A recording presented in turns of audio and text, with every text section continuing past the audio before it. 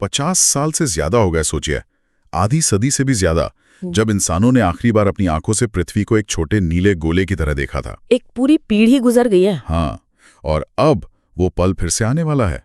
NASA के Artemis 2 mission के साथ 4 एस्ट्रोनॉट्स चांद के पास से गुजरने के लिए तैयार हैं। ये अपोलो 17 के बाद पहली बार होगा। पहली बार कोई इंसान इतनी दूर जाएगा। आज हम इसी ऐतिहासिक सफर की एक एक परत खोलने वाले हैं। और ये सिर्फ पुरानी यादें ताज़ा करना नहीं है, ये समझना बहुत जरूरी है। आर्टेमिस प्रोग्राम अपोलो की कॉपी नहीं है। अच्छा, इसका लक्ष्य है चांद पर एक परमानेंट बेस बनाना, एक ऐसा लॉन्च पैड तैयार करना जो हमें मंगल ग्रह तक ले जा सके। और आर्टेमिस 2 इस बड़े प्लान का पहला और सबसे जरूरी इंसानी टेस्ट है। तो हमारे पास नासा की रिपोर्ट्स हैं, टेक्निकल एनालिसिस है। हाँ, और कुछ हालिया अपडेट्स भी हैं जिनसे हम समझेंगे ये मिशन कितना बड़ा और कितना मुश्किल है। ठीक है, तो चलिए शुरू करते हैं। नाम से ही, आर्टेमिस। ग्रीक मैथोलॉजी में आर्टेमिस अपोलो की जुड़वा बहन थी, चांद की देवी। बिल्कुल, और ये नाम बहुत सोच समझ कर चुना गया है। हाँ, क्योंकि अपोलो मिशन की क्रू में सिर्फ पुरुष थे, लेकिन आर्टेमिस का एक मुख्य लक्ष्य है चांद पर पहली महिला और पहले अश्वेत व्यक्ति को उतारना। सही कहा। और ये सिर्फ एक प्रतीकात्मक इशारा नहीं है, ये बहुत बड़ा वैचारिक बदलाव है। मतलब? अपोलो का युग शीत युद्ध का दौर था, वो एक रेस थी। आर्टेमिस सहयोग का युग है।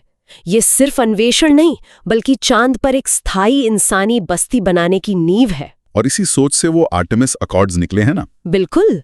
वो 30 से ज्यादा देशों के बीच एक समझौता है कि हम चांद और मंगल का इस्तेमाल शांतिपूर्ण तरीके से करेंगे। ये भविष्य की स्पेस डिप्लोमेसी की नींव रख रहा है। मतलब ये सिर्फ अमेरिका का मिशन नहीं है, ये एक ग्लोबल प्रोजेक्ट बनता जा रहा है। हाँ। और आर्टेमिस 2 इस बड़े सपने की पहली इंसानी उड़ान है। तो सबसे पहले ये साफ कर देते हैं, ये कोई लैंडिंग मिशन नहीं है। ठीक नहीं, बिल्कुल नहीं। एस्ट्रोनॉट्स चांद पर उतर नहीं रहे हैं। तो ये है क्या? इसे एक चंद्र फ्लाई बाय मिशन कह सकते हैं। लगभग 10 दिन का सफर होगा।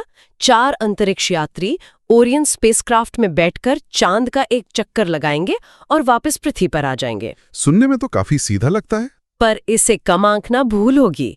1972 के बाद ये पहली बार होगा जब इंसान लो अर्थ ऑर्बिट यानी पृथ्वी की निचली कक्षा के सुरक्षित दायरे से बाहर निकलकर गहरे अंतरिक्ष में जाएगा।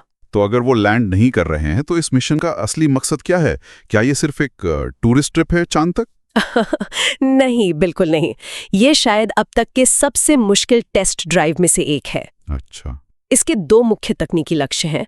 पहला, SLS रॉकेट और ओरियन स्पेसक्राफ्ट को इंसानों के साथ पहली बार परखना। मतलब ये देखना कि सब कुछ ठीक से काम करता है या नहीं।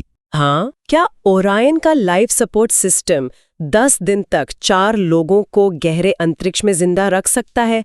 क्या उसका नेविगेशन और कम्युनिकेशन सिस्टम बिना किसी गड़बड़ी के काम करता है? ये सब पहली बार टेस्ट होगा। और दूसरा लक्ष्य? दूसरा लक्ष्य है मैनुअल पायलटिंग, हाथ से यान को उड़ाना। बिल्कुल। लॉन्च के बाद रॉकेट का एक बड़ा हिस्सा, जिसे ICPS कहते हैं, अलग हो जाता है। ये वो हिस्सा है जो ओरायन को पृथ्वी की कक्षा से निकालकर चांद के रास्ते पर धकेलता है। अच्छा। तो मिशन के पायलट विक्टर ग्लोवर इस खाली स्टेज के पास ओरायन को मैन्युअली उड़ाकर ले जाएंगे। ये तो बहुत नाजुक काम लगता है। बहुत ज्यादा। ये भविष्य में किसी लूनर लैंडर या स्पेस स्टेशन से जुड़ने की प्रैक्टिस जैसा है। तो हाँ, ये आर्टेमिस 3 यानी असली लैंडिंग मिशन से पहले का फाइनल एग्जाम है। चलिए अब बात करते हैं उन 4 लोगों की जो इस कैप्सूल के अंदर होंगे। और ये टीम वाकई कमाल की है। नासा ने सिर्फ सबसे काबिल लोगों को नहीं चुना, बल्कि उन्होंने एक संदेश भी दिया है। ये क्रू अपने आप में ऐतिहासिक है। कमांडर हैं रीड वाइजमैन, एक अनुभवी नेवी पायलट और एस्ट्रोनॉट। और पायलट हैं विक्टर ग्लोवर। हाँ, और वो पहली बार पृथ्वी की निचली कक्षा से बाहर जाने वाले पहले अश्वेत व्यक्ति बनेंगे। ये एक बहुत बड़ी उपलब्धि है। ये दिखाती है कि स्पेस एक्सप्लोरेशन अब सबके लिए है। और इस क्रू में एक महिला और एक गैर अमेरिकी भी हैं। ये भी पहली बार हो रहा है। बिल्कुल।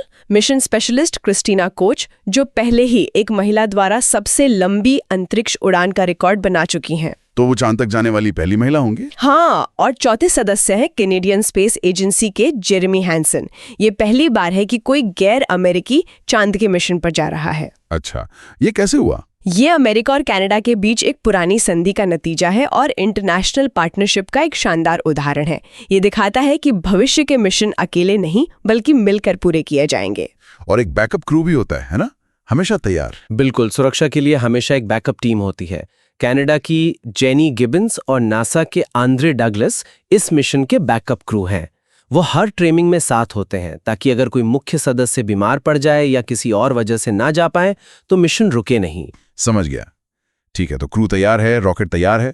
ये 10 दिन का सफर आखिर होगा कैसा? ये सफर कई मायनों में अपोलो मिशन से अलग और ज्यादा जटिल है। लॉन्च दुनिया के सबसे शक्तिशाली रॉकेट SLS पर होगा, लेकिन लॉन्च के तुरंत बाद वो सीधे चांद की तरफ नहीं जाएंगे। क्यों? वो रुकेंगे क्यों? एक बार अंतरिक्ष में पहुंच गए तो सीधे निकल जाना चाहिए। ये एक बहुत जरूरी सेफ्टी स्टेप है। मिशन एक खास ऑर्बिट प्रोफाइल का इस्तेमाल करेगा जिसे मल्टी ट्रांस लूनर इंजेक्शन कहते हैं। ये थोड़ा टेक्निकल हो गया। आसान भाषा में? आसान भाषा में, लॉन्च के बाद ओरायन स्पेसक्राफ्ट पृथ्वी के चारों ओर एक बहुत बड़े अंडाकार ऑर्बिट में चला जाएगा। इसका एक चक्कर पूरा करने में लगभग 24 घंटे लगेंगे। 24 घंटे? हाँ, इस दौरान क्रू के पास पूरा एक दिन होगा ये चेक करने के लिए कि स्पेसक्राफ्ट के सारे सिस्टम ठीक से काम कर रहे हैं या नहीं। अच्छा, तो ये एक तरह से घर छोड़ने से पहले आखिरी बार सब कुछ डबल चेक करने जैसा है। बिल्कुल। तो एक दिन तक पृथ्वी का चक्कर लगाने और सारे सिस्टम चेक करने के बाद जब सब कुछ ठीक लगता है तब वो बड़ा कदम उठाते हैं। सही। जब सब कुछ गो होता है तो ओरियन का मुख्य इंजन चालू होता है और वो यान को फ्री रिटर्न ट्रेजेक्टरी पर डाल देता है। फ्री रिटर्न ट्रेजेक्टरी, ये भी एक दिलचस्प कॉन्सेप्ट लगता है। ये जीनियस है। इसका मतलब है कि यान एक ऐसे रास्ते पर चलेगा कि अगर रास्ते में उसका इंजन फेल भी हो जाए तो भी चांद का गुरुत्वाकर्षण उसे खींचकर वापस पृथ्वी की तरफ मोड़ देगा। ये एक तरह का कॉस्मिक सेफ्टी नेट है। वाह, मतलब अगर कुछ भी गलत हुआ तो फिजिक्स उन्हें घर वापस ले आएगी। हाँ। और जब वो चांद के पास पहुंचेंगे तो क्या होगा? वो चांद के पीछे से गुजरेंगे, जिसे हम डार्क साइड कहते हैं, और पृथ्वी से लगभग 4 लाख किलोमीटर से भी ज्यादा दूर चले जाएंगे, किसी भी इंसान से ज्यादा दूर। और वहां से वो पृथ्वी को देखेंगे और फिर वापसी का सफर शुरू करेंगे। और वापसी शायद इस मिशन का सबसे खतरनाक हिस्सा है। सबसे खतरनाक? लॉन्च से भी ज्यादा? हाँ, क्योंकि वापसी पर ओरियन लगभग 40,000 किलोमीटर प्रति घंटे की रफ्तार से पृथ्वी के वायुमंडल में घुसेगा। 40,000 किलोमीटर प्रति घंटा? हाँ, इस रफ्तार पर यान के बाहर का तापमान सूरज की सतह के तापमान का लगभग आधा हो जाता है, करीब 2700 डिग्री सेल्सियस। बाप रे! तो इससे बचने के लिए क्या करते हैं? इसके लिए एक बहुत ही खास तकनीक का इस्तेमाल होगा। इसे कहते हैं skip re entry. Skip re entry? हाँ, इसे ऐसे समझिए जैसे आप पानी पर एक सपाट पत्थर फेंकते हैं ना। हाँ, जो सतह पर उछलता है, स्किम करता है। बिल्कुल, वो सतह से टकराकर 1 या 2 बार उछलेगा। ओरियन भी ठीक यही करेगा। वो वायुमंडल में घुसेगा, फिर उसकी ऊपरी परत से टकराकर थोड़ा बाहर निकलेगा और फिर दोबारा घुसेगा। सही। हर स्किप के साथ उसकी रफ्तार कम होती जाएगी। ये सुनने में डरावना लगता है, लेकिन ये इतनी तेज रफ्तार को सुरक्षित तरीके से कम करने का सबसे कारगर तरीका है। और अंत में पैराशूट खुलेंगे और वो प्रशांत महासागर में स्प्लैश डाउन करेगा। ये सब सुनने में किसी साइंस फिक्शन फिल्म जैसा लगता है, लेकिन असल दुनिया में सब कुछ हमेशा प्लान के मुताबिक नहीं होता। हाल ही में इस मिशन को लेकर कुछ चुनौतियां भी सामने आई हैं, खासकर वेट ड्रेस रिहर्सल के दौरान। पहले तो ये बताइए कि ये होता क्या है? वेट ड्रेस रिहर्सल लॉन्च से पहले का फाइनल फुल प्रैक्टिस है। इसमें रॉकेट को लॉन्च पैड पर खड़ा किया जाता है, उसमें सुपर कूल्ड लिक्विड हाइड्रोजन और ऑक्सीजन ईंधन भरा जाता है, इसीलिए इसे वेट कहते हैं। हाँ, और फिर लॉन्च की पूरी उल्टी गिनती का अभ्यास किया जाता है। बस इंजन चालू नहीं करते, ये देखने के लिए कि सारे सिस्टम एक साथ मिलकर ठीक से काम कर रहे हैं या नहीं। और 2-3 फरवरी 2026 को वे रिहर्सल में कुछ गड़बड़ हुई। हाँ, एक पुरानी समस्या फिर से सामने आ गई, हाइड्रोजन लीक। एक मिनट, ये हाइड्रोजन लीक वाली समस्या ये तो आर्टेमिस 1 में भी थी। बिल्कुल थी। इतने सालों और अरबों डॉलर के बाद भी ये ठीक क्यों नहीं हुई? क्या ये SLS रॉकेट के डिजाइन में ही कोई बुनियादी खामी है जिसे हम बार बार देख रहे हैं? ये एक बहुत अच्छा सवाल है। देखिए, लिक्विड हाइड्रोजन को संभालना रॉकेट साइंस की सबसे बड़ी चुनौतियों में से एक है। ये ब्रह्मांड का सबसे छोटा अणु है और इसे -253 डिग्री सेल्सियस पर रखना पड़ता है। तो ये किसी भी छोटे से छोटे छेद से निकल जाता है? हाँ, समस्या डिजाइन में उतनी नहीं है जितनी कि इन एक्सट्रीम तापमान पर मटेरियल के व्यवहार में है। जब आप पाइप को इतना ठंडा करते हैं तो वो सिकुड़ता है और सील में गैप आ सकता है। अच्छा। नासा इस पर काम कर रहा है, लेकिन ये एक बहुत ही जिद्दी समस्या है। इस लीक की वजह से उल्टी गिनती को T-5 मिनट 15 सेकंड पर रोकना पड़ा। तो इसका मतलब है कि लॉन्च में देरी होगी। बिल्कुल। इस समस्या के कारण नासा ने फरवरी 2026 की लॉन्च विंडो को छोड़कर मार्च 2026 या उसके बाद का लक्ष्य रखा है। वो जल्दबाजी करने के मूड में बिल्कुल नहीं है, खासकर जब अंदर इंसान बैठे हों। मतलब एक और वेट ड्रेस रिहर्सल होगा। हाँ, एक और होगा ताकि पक्का हो सके कि सब कुछ ठीक है। और एक और चिंता का विषय है ओरायन की हीट शील्ड। आपने बताया कि वापसी कितनी खतरनाक होती है। सुनने में आया है कि आर्टेमिस 1 की वापसी के बाद हीट शील्ड में कुछ दिक्कतें मिली थी। हाँ, ये एक और बड़ी चुनौती है। जब आर्टेमिस 1 का कैप्सूल वापस आया तो उसकी हीट शील्ड पर उम्मीद से ज्यादा मटेरियल घिस गया था, जिसे चार लॉस कहते हैं। ये तो चिंता की बात है। बहुत। अब यहाँ पर दिलचस्प बात यह है कि नासा ने आर्टेमिस 2 के लिए पूरी शील्ड को बदलने के बजाय री एंट्री के तरीके को बदलने का फैसला किया है। एक मिनट, मतलब उन्होंने प्रॉब्लम देखी लेकिन उसे ठीक करने की बजाय उससे बचने का तरीका निकाल रहे हैं। क्या ये सुरक्षित है? उनका विश्लेषण कहता है कि हाँ, वो री एंट्री के कोण को थोड़ा बदल देंगे ताकि यान कम समय के लिए सबसे ज्यादा गर्मी वाले फेज में रहे। तो वो मान रहे हैं कि घिसाव एक खास कोण और अवधि के कारण हुआ था। बिल्कुल। इसे बदलकर वो उस समस्या से बच सकते हैं, लेकिन ये एक बहुत बड़ा दाव है और कई विशेषज्ञ इस पर नजर बनाए हुए हैं। इन सब चुनौतियों के बावजूद ये मिशन सिर्फ एक इंजीनियरिंग टेस्ट नहीं है, इसमें कुछ बहुत ही दिलचस्प विज्ञान भी हो रहा है। बिल्कुल। मिशन के दौरान कुछ कमाल के वैज्ञानिक प्रयोग भी किए जाएंगे। एक है O2O। O2O। हाँ, ओरियन ऑप्टिकल कम्युनिकेशन सिस्टम। अभी हम गहरे अंतरिक्ष में रेडियो तरंगों से बात करते हैं जो धीमी होती हैं। ठीक है। O2O लेजर का इस्तेमाल करके पृथ्वी पर डेटा भेजेगा, जिसकी स्पीड 260 मेगाबिट्स प्रति सेकंड तक हो सकती है।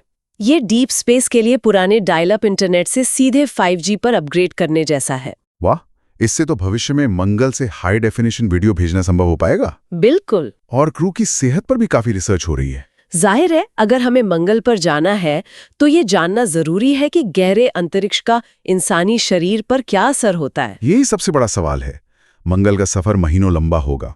उस दौरान रेडिएशन, जीरो ग्रेविटी और अकेलेपन का क्या असर होगा? तो आर्टेमिस 2 इसका डेटा इकट्ठा करेगा। हाँ, इसमें कुछ पेलोड है, जैसे एवाटार जो इंसानी अंगों की नकल करके रेडिएशन का असर जांचेगा, और आर्चर जो एक खास बनियान जैसा है जो एस्ट्रोनॉट्स की नींद, दिल की धड़कन और इम्यून सिस्टम पर लगातार नजर रखेगा। और आर्टेमिस 1 में जो मैनकिन गए थे उनसे भी तो डेटा मिला होगा। बहुत जरूरी डेटा मिला था। कमांडर मोनिकिन कैंपोस और उसके साथियों से मिले रेडिएशन डेटा ने पहले ही हमें बहुत कुछ सिखाया है, और आर्टेमिस 2 उस ज्ञान को और आगे बढ़ाएगा। तो जब हम इन सब चीजों को एक साथ देखते हैं, ऐतिहासिक क्रू, जटिल सफर, तकनीकी चुनौतियां और भविष्य का विज्ञान, तो क्या समझ में आता है? यही कि आर्टेमिस 2 सिर्फ चांद का एक चक्कर नहीं है। नहीं, ये दशकों की मेहनत, अरबों डॉलर का निवेश, अंतर्राष्ट्रीय सहयोग और हम इंसानों के अंदर जो खोज करने की जिद है उसका एक सबूत है। बिल्कुल। ये एक पुल है, अपोलो के अतीत और मंगल के भविष्य के बीच का एक पुल। इस मिशन की हर एक सफलता, हर एक नाकामी हमें कुछ नया सिखाएगी। ये हमें बताएगी कि क्या हम वाकई एक ऐसी प्रजाति बनने के लिए तैयार हैं जो एक से ज्यादा ग्रहों पर रहती है। और यही हमें एक बड़े सवाल पर लाकर छोड़ता है। कौन सा सवाल? एक ऐसा विचार है जिसके बारे में सोचना चाहिए। आर्टेमिस 2 की सफलता हमें आर्टेमिस 3 यानी चांद पर अगली लैंडिंग के एक कदम और करीब ले जाएगी। हाँ, बिल्कुल। लेकिन जब हम वहां एक स्थायी बेस बना लेंगे, जब चांद पर इंसान रहने और काम करने लगेंगे, तो मानवता के लिए इसका मतलब क्या होगा? चांद सिर्फ एक वैज्ञानिक चौकी बनकर रहेगा, या फिर वो संसाधनों के लिए एक नई होड़, एक नई गोल्ड रश की शुरुआत होगी? ये एक ऐसा सवाल है जिसका जवाब शायद हमें आने वाले दशक में मिलेगा या हमें बनाना पड़ेगा।